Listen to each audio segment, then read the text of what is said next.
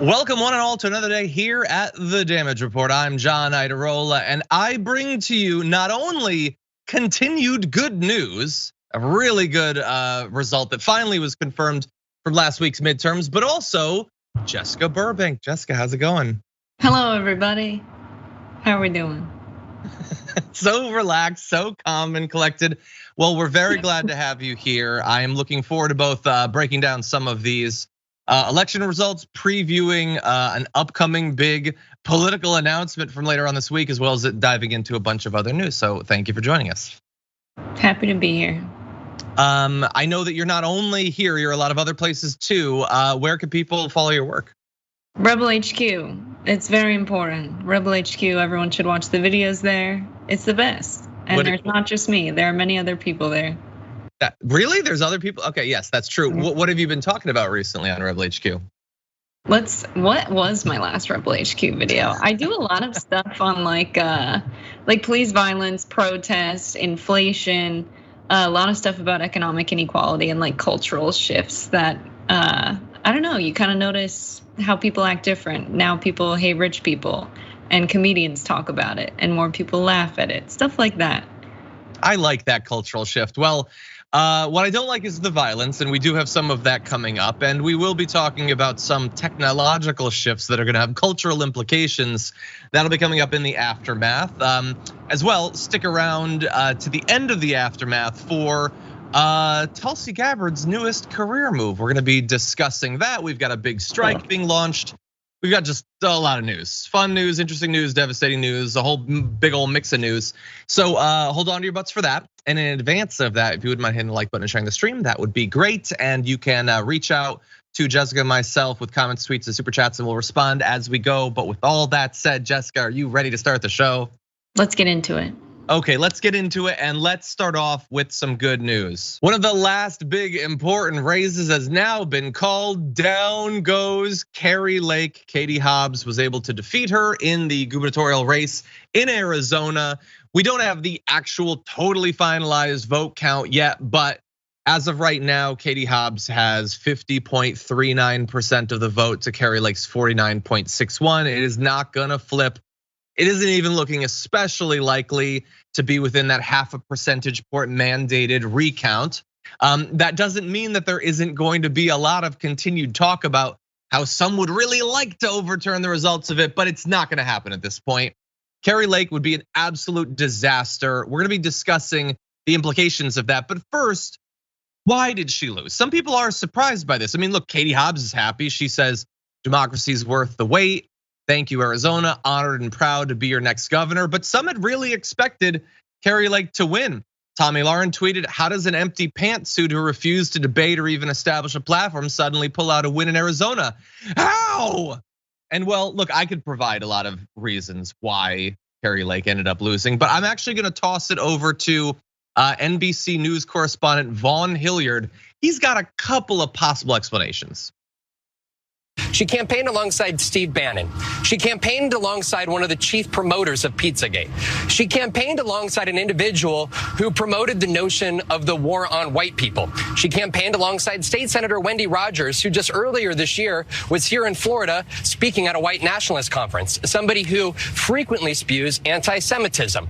This is an individual who just last week called her Democratic opponent a pervert. This is an individual who suggested there should be perp walks for elections officials, criminal charges against individuals who oversaw COVID response in 2020 in Arizona. This is an individual who's celebrating putting a dagger into the quote, the McCain machine.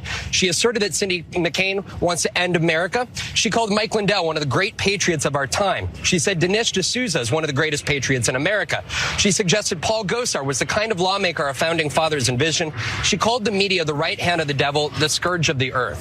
If that doesn't sound like Donald Trump, I don't know what does. Yeah, so I don't know, Tammy, pick one of those. It's probably some of that stuff actually. But anyway, she did lose the big one. Lauren Boebert's race still hasn't been called, and obviously we have the runoff in Georgia. But Jessica, what do you think about Kari Lake not gonna be the next governor of Arizona?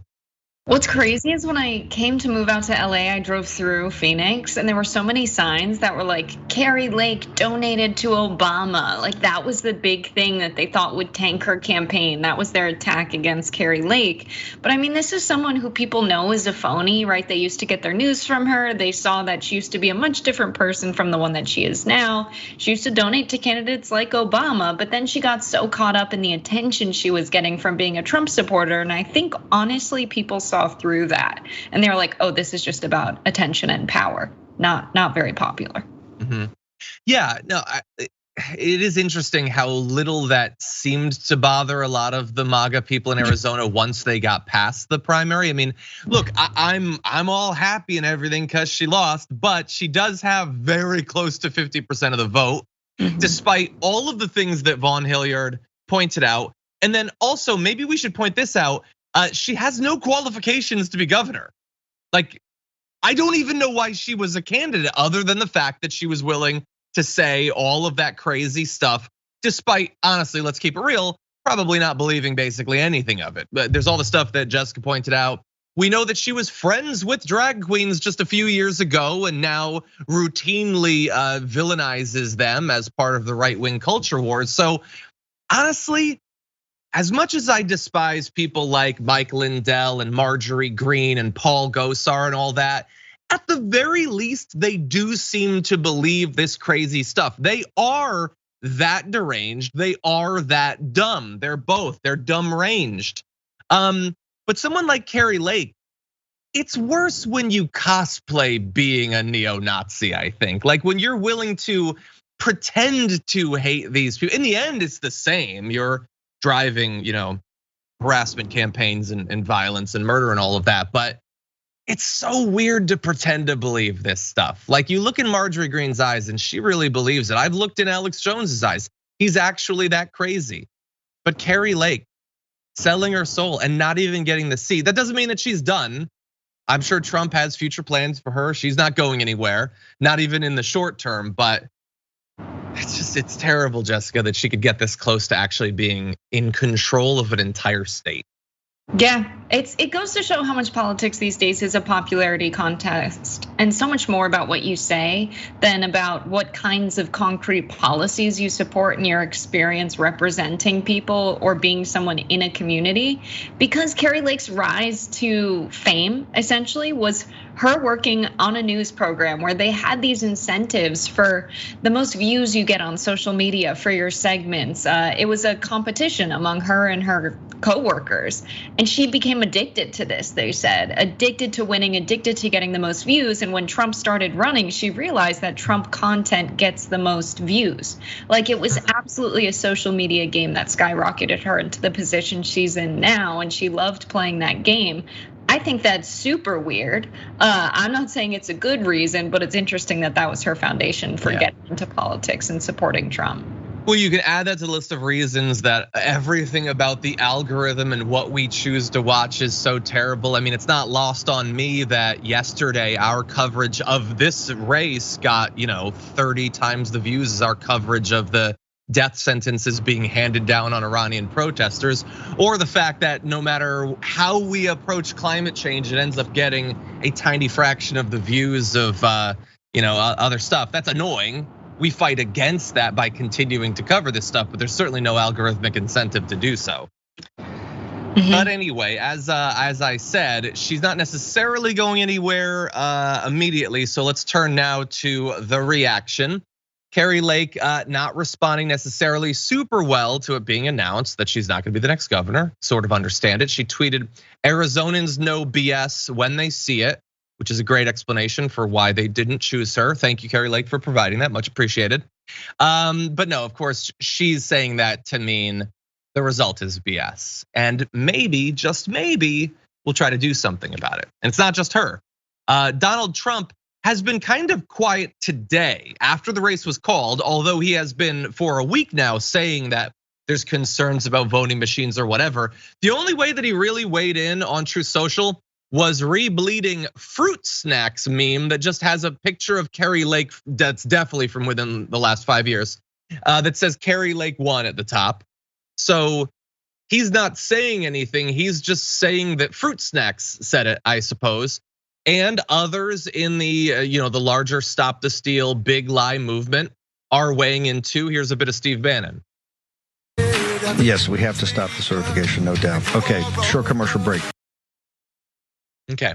I love that, how casually he moves from we cannot allow the legitimate certification of a gubernatorial result to go through, but we need to get to commercials, so we'll be back in a little bit. It's such a quick transition. Like, if you actually believed that the result had been stolen, shouldn't you pause on that for a second, buddy? Just immediately throw into the commercials. But anyway, I do want to give you a little bit of an idea of how behind the scenes they're responding to this. So she's apparently being advised by GOP operatives and some of her closest longtime aides to not, quote, storm the castle. So that's good news. Lawyers, political operatives, and other people around the Republican nominee have apparently been working throughout the weekend and through Monday from a quote unquote war room to prepare Lake for what they had come to expect would be a loss. They seemed to understand that she was unlikely to catch up. So they're trying to get her used to that idea, managing her as one would a toddler or a former president. Some of the people who made stops over in that war room include Stephen Bannon, Christina Bobb, the Trump lawyer, from not too long ago. And they're apparently discussing how she should respond to this. So should she acknowledge a loss? Should she adopt Trump's playbook and claim the election was stolen from her? And what I love about that is none of the MAGA base are gonna hear this. They're not gonna read the Washington Post. So they're not gonna care. If she comes out and says it was stolen, they will accept that at face value. But what is actually going on behind closed doors is a bunch of wealthy a-holes are sitting around a table being like, should we say that it was stolen? You'll note they're not saying, should we point out that it was stolen? We know that it was stolen. Should we make a big deal about it being stolen? It's just should we claim that it was stolen like Trump did? This is all a big game. And the game is being played on their own voters. So they're saying not to do that, apparently. We don't know. She considers herself a bit of a maverick. She's not necessarily gonna be controlled just like Trump. So Jessica, what do you think is gonna come out of this? Do you think that Stop the Steal is gonna move on, or do you think they're gonna try to make this an electoral hill they die on? I think all of her supporters are going to make this a problem, right? We've already seen people in the streets out in Arizona saying that this election was stolen. People who support Kari Lake, who believe that if they win, they won fair and square, and if they lost, it was election fraud. The one good thing, though, is that I don't think it's going to go anywhere, because in Arizona, they just elected a Democratic Secretary of State. So the chief election official in Arizona is now a Democrat, when formerly it was a Republican, Finchman, who was at the January 6th insurrection. So I don't think it's gonna go anywhere, but I do think they're gonna keep fomenting disbelief about the election, but it's gonna be limited to a few Kari Lake supporters. Yeah, I'm glad that you pointed out that, by the way, that's one of the great results of the election is not only that he lost, but that unless I'm missing one, the individual state elections for secretaries of state where Big Lie supporters ran, I believe they were wiped out totally in those. I could be wrong, but I believe they lost all of those. And gubernatorial candidates who were pushing the Big Lie almost entirely lost. The ones that slipped through were the ones who bucked Donald Trump in that area. So that is, in theory, a lesson for the right, a lesson that they are probably not going to learn.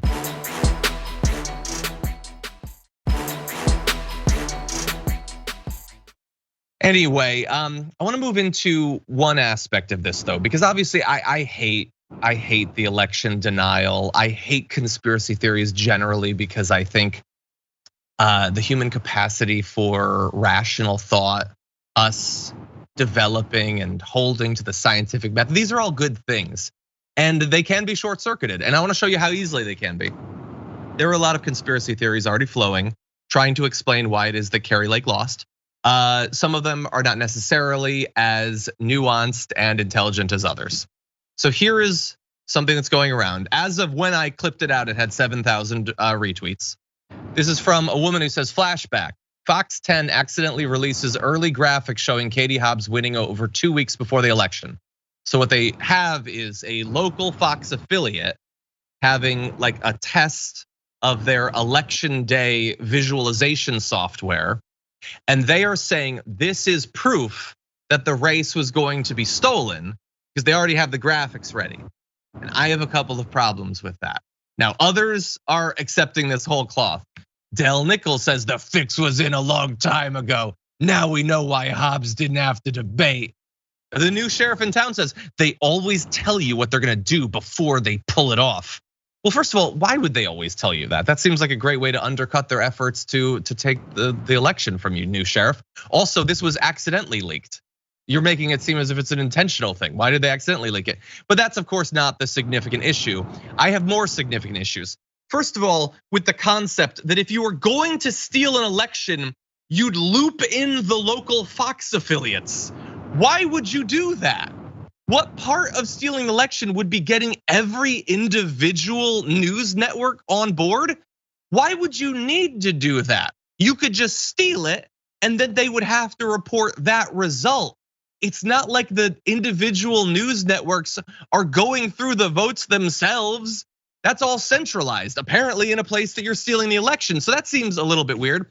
Also, by the way, if they previewed 2 weeks ago how she was gonna win, why did they show a graphic with her winning 53-47 when it looks like it's not even gonna be 51-49? So again, the result not being close to what is on the graphic is not convincing these literal thousands of people who are retweeting this. And beyond that, how do they think these graphic packages work?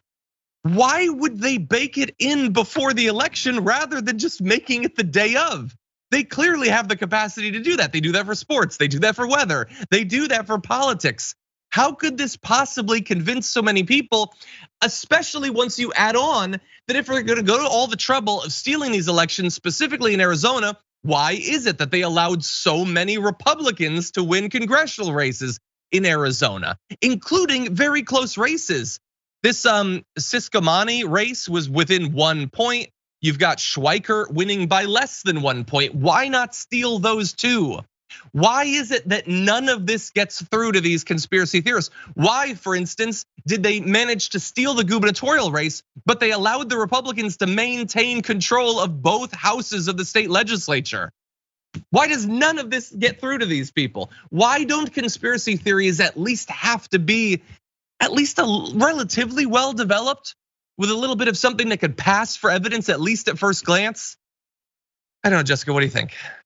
I mean, I would point to our education system being terrible and critical thinking not being something that's taught in public schools. This is something we say a lot, but it's huge because if elections were being rigged and stolen, don't you think that the candidates would be more different? Like in the United States, we have people like Kari Lake running against people like, Hobbs, which is a race where Kari Lake is an extremist and a fascist, right? So there is a difference there. But when you think about what these candidates typically get done once they're in public office, it's far more interesting that you see these people govern on behalf of corporations and take a bunch of money from corporations. Like nobody needs to rig elections because so many people who get into public office in the United States are doing the same exact thing. But for some reason, it's more interesting to pretend like these elections are two teams against each other that hate each other very much, are very different, and are not gonna govern similarly at all, which they do. They all govern on behalf of corporations. Like that's a much more interesting conspiracy theory than maybe they're rigging our elections and we have such low turnout. Like we don't have 100% turnout anyway. Like they control so much of the narrative. They don't need to rig the elections. Like it's just so insane that this is what they're so hyper focused on. And the evidence that they use to point to election rigging is just minuscule. Like there's a greater chance of getting struck by lightning than having voter fraud in the United States. Like they don't need to rig elections. They control the entire political process. Wait, are you claiming that they control the lightning? You're totally right. And the gap between your hypothetical like explanation for what's really going on, the one that they fall to produces like Donald Trump and Tucker Carlson. These are people who claim to be revealing the elite like levers of control. They're incredibly wealthy people. Trump is a literal billionaire and you're trusting him to be the one that's gonna take down this system. It's an amazing con to make them think that they're draining the swamp when they're sending the toads back into the swamp. They're maintaining control of the toads. And that's just within the Republican Party. As you point out, obviously on economic matters, there's far too little difference between the vast majority of centrist Democrats and every Republican anyway. But it's just like, if you're gonna have a country that's predisposed to try to look for patterns that explain these things, could we at least accidentally have some people who land on the actual one? I think it's pretty exciting. I think it's interesting, as you sketched out. I think it's a pretty exciting one. These people clearly want to be entertained. Why isn't that enough for them? But anyway, sorry, final thoughts go to you. No, it's a good point. They want to be entertained, but they don't care that these people get into office and govern just like everybody else, govern like neoliberals. Even people like Donald Trump, people like Kari Lake, they say terrible things and foment all kinds of fear in the country. But the actual policies and legislation they pursue are not that different from establishment Democrats. And that's the one thing that like mainstream media isn't telling that story. That's not on Facebook. People just aren't getting that information. And so they believe things like this instead. Yeah. And look, I think at least to the short-term credit of Democrats, they seemed to get the concept in the months leading up to the election that they have to differentiate themselves a little bit. So passing the climate bill, while much smaller than any climate bill that I would have been involved in the writing of, the student debt cancellation, obviously smaller than either you or I would have done, but those are both things that never would have gotten through a Republican-controlled legislature, or pushed by a Republican president. So hopefully Biden and the Democrats see that and think, hey, if it worked then, maybe we could do it a couple more times. Maybe it would continue to help our party. Yeah, I think it would have been a red wave without those things. Yeah, and by the way, I know that we have to move on, but can I just briefly mention, I saw an op-ed going around, I don't know if you saw this too. It's like Dems consider how to make a John Fetterman 2.0. Like, how are we gonna do this again? And I read that, and to my discredit, I didn't read the article. I just read the headline, and I thought, I know what they're gonna say. It's gonna be about the hoodies, or it's gonna be about getting a big guy or something. It's not gonna be about economic populism or anything. Because I got news for you. You had an earlier Fetterman, granted he was smaller, didn't have the upper body strength, but Bernie already ran for president multiple times on the same pattern, not on all the same issues, but even more progressive. But that is already a path that has been staked out that would be wildly successful if you stopped undercutting it during every presidential primary. That's exactly right. Bernie would have won against Donald Trump in 2016, but instead they decided to undercut his bid. I agree. Okay, well, what we're gonna do is we're gonna take a short break, and then we're gonna briefly look ahead in some ways to 2024. After all, it's already been a week since the midterms. We really should start talking hardcore about 2024. So we're gonna do that, and we'll be back in just a few.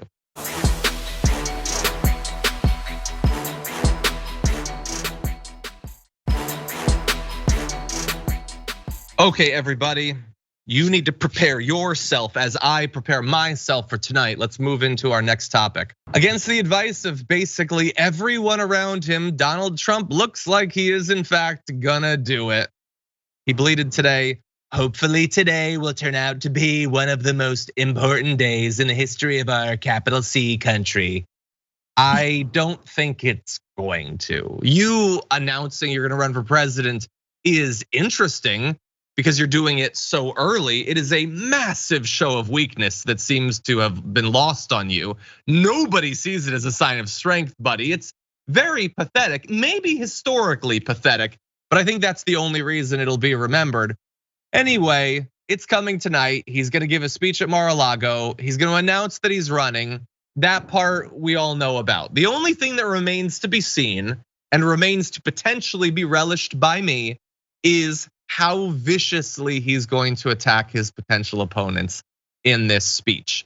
I had assumed as of like a week or two ago that he's gonna slow roll the attacks, maybe wait until the actual election start, the debate start, see if they're attacking him.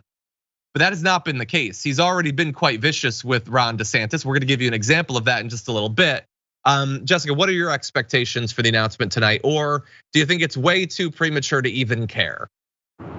That's a great question. I think that it's going to be one of those situations where Fox News and all of the conservative pundits do the same thing that they did when he first took a shot at Ron DeSantis, saying he's Ron DeSanctimonious. They're going to freak out. They're going to be like, mom and dad are fighting, which is something they directly said the last time that they were arguing with each other. And I think it's just going to be these two guys having an ego contest against each other. But I think the Republican Party is going to lean DeSantis, and we're going to see Trump completely melt down.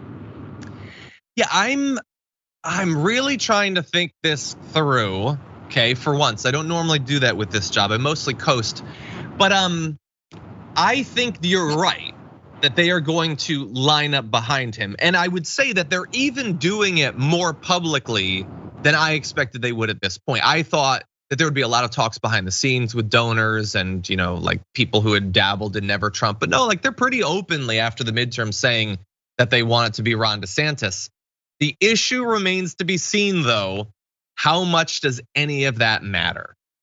If all of the establishment Republicans line up behind Ron DeSantis and a bunch of the big donors line up behind him, does any of that provide anything more than a paper shield against Ron DeSantis standing on a stage with Donald Trump and Donald Trump calls him a little girl? And all the MAGA people like chortle to themselves, and that's it for Ron DeSantis. That may not happen. Maybe he won't do that. I don't think that's super likely. Or maybe it won't work. Maybe Ron DeSantis has bought enough like investment from the MAGA people the last 2 years by like endlessly focusing on like bisexual second grade teachers and trans people reading stories. I don't know, whatever culture war stuff he's focusing on, let alone all of the COVID stuff where he willingly sacrificed tens of thousands of Floridians to look cool. Maybe that will be enough to protect him, but I still think that Donald Trump, while not possessing many talents, can viciously take apart toadies like Ron DeSantis. And I expect he's gonna do it. And I think that the Republican base loves that stuff. I think they are gonna jump into the mockery of Ron DeSantis, but I don't know, do you disagree? Do you think Ron DeSantis is gonna be able to defend himself on the debate stage? I don't know. I think there are a lot of people who really like Ron DeSantis and are going to be super torn, but I know it's going to be entertaining for all of us throughout this primary. It's going to be the most fun primary ever for us to watch Ron DeSanctimonious and Donald Trump tear each other apart. But at the end of the day, I do think the Republican Party base, whether MAGA or typical conservatives, will line up behind Ron DeSantis if it's Ron DeSantis. I don't know what will happen if Trump wins this primary again. Yeah, look, I think here's why I want the fight. I want the fight because it is just gonna be fun. That's it. I know that I'm supposed to have loftier ambitions or whatever, but like honestly, everybody get off my back. My mind has been ground down to a nub doing this job for the last decade. Can I have fun for one political season, please? But beyond that, I think the prospects for Donald Trump versus Ron DeSantis in this primary are very similar to the Republican strategy in the midterm, the Democratic strategy in the midterms of like literally supporting people like Mastriano and Bolduc. It was a very risky move that, credit to the horrible neolibs in charge of the Democratic Party, seems to have paid off in a number of these races. Credit where credit is like somehow due. But it is risky. I think Donald Trump being the Republican nominee raises the odds that a Democrat wins, but it also raises the stakes if a Democrat loses. I think that Trump would be more dangerous than a Ron DeSantis. So I don't know, we're gonna have to see. It's gonna be very exciting no matter what. But anyway, I love also that you've jumped into the Ron DeSanctimonious. You like that. I was pushing for him to switch to Ron DeSadness. I thought that was dumber. Although I did see something, I'm trying to find who said it in the chat. It was just Rhonda Santis. You get it? It's like Rhonda Santis. Name. Rhonda Santis. I could see him doing that. It's no stupider than Coco Chow or Glenn Youngkin or whatever. Ron DeSantis. It could get real dumb up in here really fast. We'll have to see. And Ron DeSantis pronounced his own name in an ad, DeSantis. I'm Ron DeSantis. He did? Yeah. And Jared and I were like, name? Are we getting this wrong? Is he getting his own name wrong? Who's wrong here? I don't know. Maybe once Trump said it that way and he felt to get the MAGA people to like him, he had to keep saying it. Yeah. Anyway, I want to turn now to, we're gonna jump ahead to graphic 6 because I just want to have a little bit of fun. as a preview to the sorts of attacks against Ron DeSantis that Donald Trump might roll out, he decided to remind voters of a little something that happened 4 years ago. He bleated, "Never forget that Ron DeSantis made an ad with his baby in a MAGA onesie and called himself a pit bull Trump defender." And Donald Trump put, "Thanks, Ron." What he's referring to there is an ad that some of you might not remember. You might have joined, following American politics after this happened back in 2018. But here is the ad that they're referring to. Everyone knows my husband, Ron DeSantis, is endorsed by President Trump, but he's also an amazing dad. Ron loves playing with the kids. Build the wall. He reads stories. Then Mr. Trump said, "You're fired." I love that part. He's teaching Madison to talk. Make America great again. People say Ron's all Trump, but he is so much more. Big league. So good. I just thought you should know. Ron DeSantis for governor. Oh God, I don't like Ron DeSantis, but as much as I don't like him, it just makes me feel so bad for him and for his marriage. He is just bowed down before Trump. He put his baby in a onesie. He pretended he liked his dumb book. He had his kid, he used his kid as political propaganda. That is just, and then he brought his wife in to say that Ron is all Trump. That is, I don't know, like we have a language filter on this, so I don't know how much I can say about what I think about what that says about Ron DeSantis and his relationship with his wife, but it ain't good. I don't think it's healthy. I'm not kink shaming or anything, but Jessica, what do you think about that? I think that ad is just devastating now. If Ron DeSantis wants to pitch himself as some sort of like independent, who's gonna be stronger, who's gonna stand up to Trump, but what do you think? Yeah, I mean, it doesn't look good that your entire political career was hitched on, "I really like this guy that now I'm running against." Like playing this old video, now that they're beefing, makes DeSantis look so ridiculous. And not only that, but DeSantis failed to get so many things done. Like when he was trying to deal with Disney, because they were promoting wokeness or whatever. And he tried to take away funding from them, tried to take away their right to, levy their own taxes in their own municipality. He couldn't. And he said he was going to do it. We know now that that was unsuccessful because of the way the law has been set up in Florida. But of course, he didn't look into that. As a governor, he should have known that. The way he mishandled COVID is insane. Like there's so much stuff you could hit him on. His policy failures, lying about COVID and handling COVID in Florida, not even popular with people like Donald Trump because Trump is mad that he closed the border to the state. So he can't win with either side with how he handled COVID. Like there's so much to hate on DeSantis for, but stuff like this is so much more fun. And I think it's gonna dominate this election cycle, to be honest. Like I wanna replay this all the time. I think it's great. I know, it's a complicated mix of emotions. This is clearly not as important as that policy stuff, but who cares? It's fun. Let them fight, Boring. Anyway. Oh God, he's gonna tear him a new one. And like Trump is gonna be terrible. And I'm sure that DeSantis is going to come up with some good attacks or whatever. But like, remember in 2016, Trump ran against like 1,000 Republicans. And I don't know if you were following the debate. Yeah, you must have been. You were working for Bernie. Yeah. Debate after debate, one of them would be like, "I'm gonna be the strong boy and take down Trump," and then they'd get knocked across the stage. And it would be super simple to do so. He would like call Marco a little boy, or he'd say that Rand Paul has dumb hair, and that would be it. It is so easy. He is going to show up on the debate stage with Ron DeSantis, and he's gonna hold up a picture he made at Simon Simonson Signs showing Ron DeSantis wearing the big white boots. And that's gonna be it for his presidential ambitions.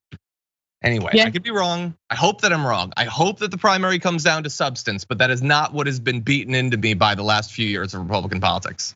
I don't hope it comes down to substance. There's no policy to really debate among these guys. They're so far on the right that there's no big significant difference between the candidates when it comes to policy. Maybe we'll be surprised with the candidates that come forth in the Republican Party, but I think let's just have a show at this point because even the Democrats are too far to the right in the United States that there's not a lot of meaningful policy solutions. And when there are, it's people like Bernie, and then their campaign gets squashed by the party leadership. So at least let's have it be entertaining. Yeah. Let's do that.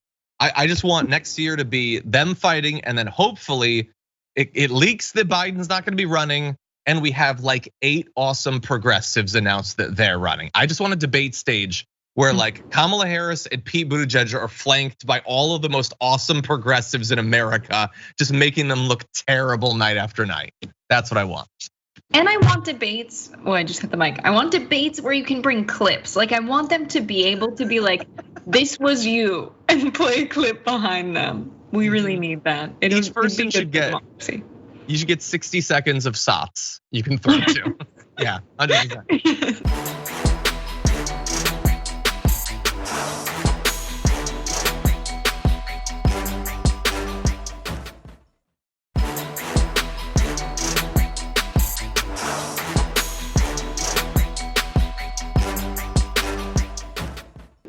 Okay, well, oh, I don't think we're gonna fit all this. Let's jump into this video. We'll give you a brief reaction. We're running through time, unfortunately, pretty fast. But let's jump into this. Do you think we're getting close to? And I'm not saying this hyperbolically because people are saying it all. Civil war? Civil war, yeah. I've said that numerous times. If it goes the wrong way, and they go after ammunition and guns the way they already have, there's going to be trouble. We're here for the people. We're ready to take our country back, get rid of the people that shouldn't be in office and put the people in that need to be in. I think we're doomed. I don't know. Are you concerned about the division in the country now? Oh, yeah. Yeah, it's horrible. It's just horrible. People are saying we're headed toward civil war. Do you believe that? Yes, we are heading toward, doomsday. The civil war, they want civil war. Who's they? The globalists. Let's go there. Let's talk about the globalists. Biden's not punching this down. Obama and Soros and all these other guys that people don't even talk about. We know who they are now. Okay, so great work by Michael Shore continuing to go to these Trump rallies and give us an idea of what some of the members of the MAGA movement believe. The through line is often that they really don't seem to have a deep understanding of the conspiracy theories that they're following. They can usually throw out a couple of names that they've been told, maybe a vague allusion to something involving the UN, and that's really where it breaks down. They don't seem to understand it much more deeply than that. But let's bear in mind, they don't need to understand it much better to support civil war. And some of those people probably were talking about politically getting rid of the people they disagree with. But others were saying if they come for the guns or the ammunition, we're gonna start shooting. They know that that would result in them being killed by the US military. They seem to have resigned themselves to that. But anyway, if you take a look at recent polling, this is from August of this year, you can see a significant percentage of the country seeming to believe that civil war in the next decade is somewhat likely or very likely. I mean, Trump supporters are at more than 50%, as are Republicans, and honestly, even the Biden supporters aren't that much farther behind. The crazy thing about this, of course, is civil war over what? Like, you'll note that it's not the side whose reproductive rights were just stripped away that's calling for a potential civil war. It's not the side where like trans people's ability to just exist is being taken away bit by bit. It's not the side who's having their books being burned who wants the civil war. It's the side doing all of those things.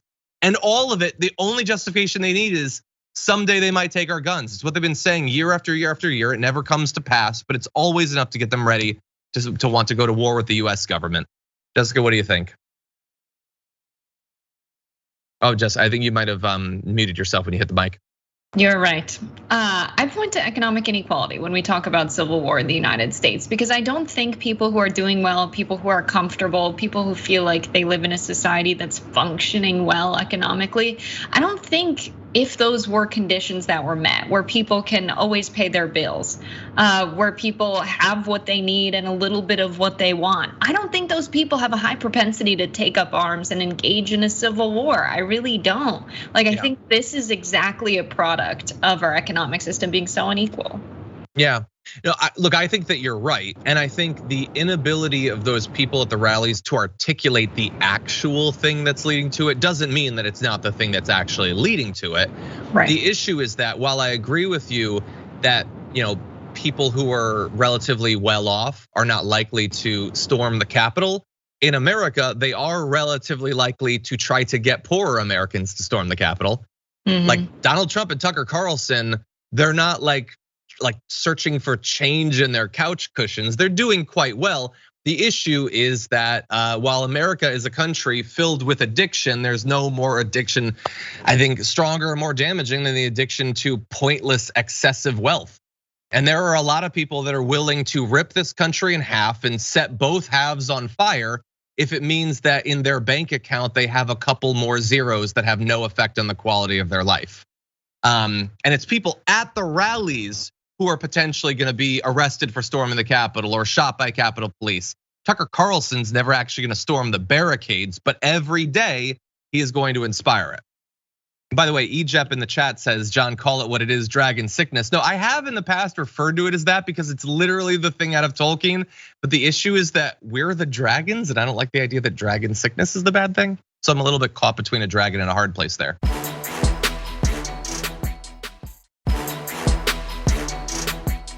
Okay, I apologize in advance for what I'm about to show you, but let's jump into this video. Be forced to work together. That means we're going to fight it out. And I'm telling you, I've always said I'm not afraid of the civil war in the GOP. I lean into it. You want to know why? I want to do everything I can to do my part within our conference to force the Republican Party to be the party that is America first and saves this country. That is Marjorie Greene. She is leaning into the Civil War, which is a bold stance for someone like her to take. People who believe the sorts of things she do haven't necessarily historically done well in civil wars in America. But anyway, she is ready for a fight in the House leadership to choose who is going to be their speaker. Again, it isn't yet confirmed that the Republicans are going to have control, but it does very much look like that. She says politics is a blood sport. We have to do everything we can to stop our enemy, and the enemy is the Democrat Party. So she wants Kevin McCarthy. She has previously disagreed with him on a number of things, thinks that he isn't strong enough, supportive of Trump enough. But now, if he takes over, it seems as if he has made promises to her about putting her on certain committees, which would be an upgrade for her. Remember, right now she is literally on none because she was stripped. She had those responsibilities stripped away from her. But Jessica, we were talking before about sort of the symbolic leadership of the party, who's gonna be the nominee, where that might go. What do you think about the battle to come in the House? Do you think that Marjorie Greene's wing of the party is likely to win? We know that Andy Biggs is gonna be challenging Kevin McCarthy for the speakership. Right, and Andy Biggs is someone who's, I think, more aligned, I would say, with Marjorie Taylor Greene and the likes of those folks. And it would be scary to have them have the speakership because it's an important position. But I'm not super confident that the Republican Party is gonna do that in the House because these people don't have a lot of legislative experience. I mean, Andy Biggs is the kind of guy who says the people in my district need to have access to semi-automatic weapons because we have an invasion coming over the southern border. Like, that's the guy you're gonna give the mouthpiece to the party in Congress to? Like, no, that's a terrible idea. And I think there are too many people in the Republican Party who like making a bunch of money off of insider trading and coasting through, their position in public office, and they don't really want violence in the country. And I think that, someone like Andy Biggs will not win the speakership. I think it's gonna be someone like McCarthy or a mainline, more conservative Republican. Yeah, I haven't really, outside of Andy Biggs, I haven't really seen anyone who's come out and said that they're gonna run against him. That does not mean that they're not having conversations behind closed doors, trying to see who's gonna end up supporting them. It to me seems like, I guess, why not go with Kevin McCarthy at this point? Like, I think there are crazier people, so choosing him has the benefit of him not being the literal craziest, like the stuff you pointed about Andy Biggs and others, but he does have the support of some of the crazy wing like Marjorie Greene. It is going to be interesting to see, even if he does get chosen, the position he'll be in is not the one that it looked like he would have been in 2 weeks ago. I mean, there was reason to believe that they could have like a 20-seat advantage, and that is not what's gonna happen. It's gonna be, a few. And what's interesting about that is you could potentially have him facing pressure from the super crazy wing. All you need to do is have Marjorie Greene, Paul Gosar, Matt Gaetz or whatever band together and they can tank stuff.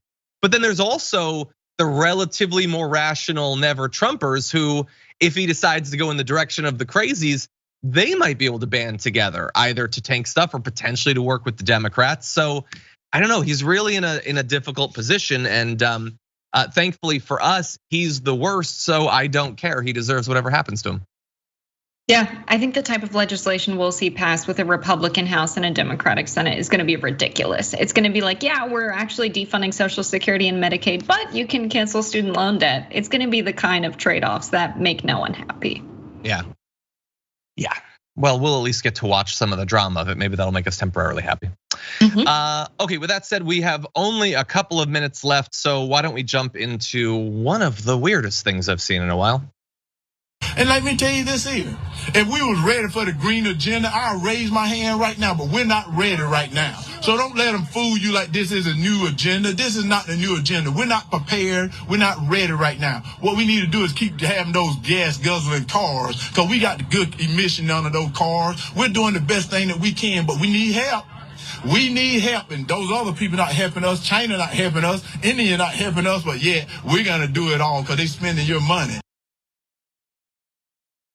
I have listened to that several times now, and I have done my damnedest to try to understand what it is that he means in a general sense, what his presence on a stage like that means for America, but more importantly for this clip, what he means by we've got the good emissions. He is saying, don't switch to cars that can run on renewable energy, don't switch to EVs, keep the gas guzzlers because we've got the good emissions. And I've tried to understand what could he possibly mean about the emissions being good. And the only thing I've come up with, does he think that it smells good? Is he breathing in the emissions? And because that would explain a lot, let's admit that. And I know that can't be it, Jessica. What do you think he means? I honestly have no idea what he means. I feel like if I sat down like a linguist and tried to interpret what Herschel Walker was saying there, if you give me enough time, I could decode it. I'm confident in that.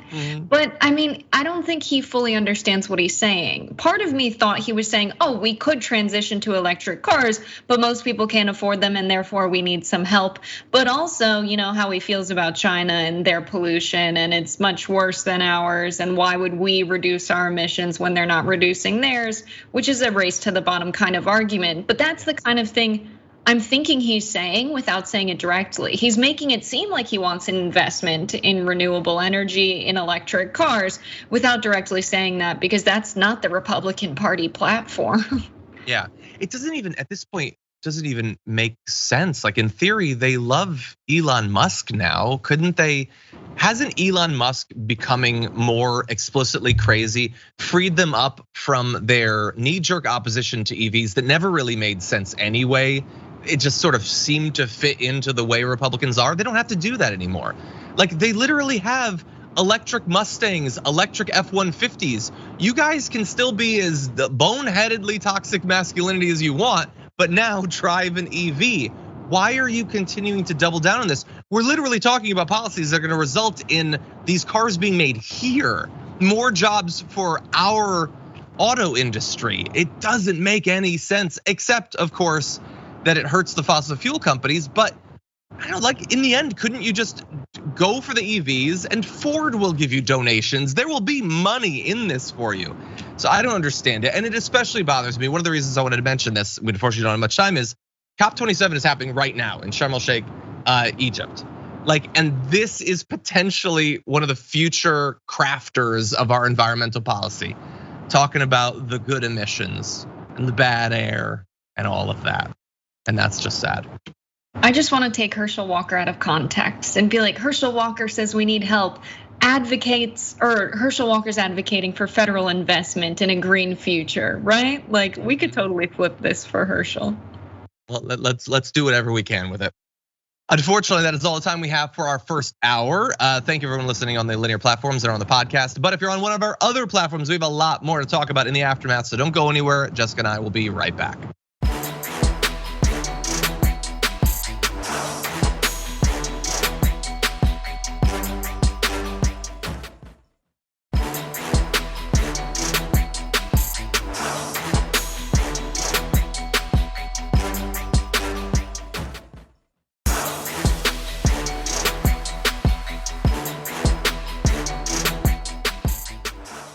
Thanks for listening to the full episode of The Damage Report. Support our work, listen ad-free, access members-only bonus content, and more by subscribing to Apple Podcasts at apple.co/TYT. I'm your host, John Adarola. I'll see you soon.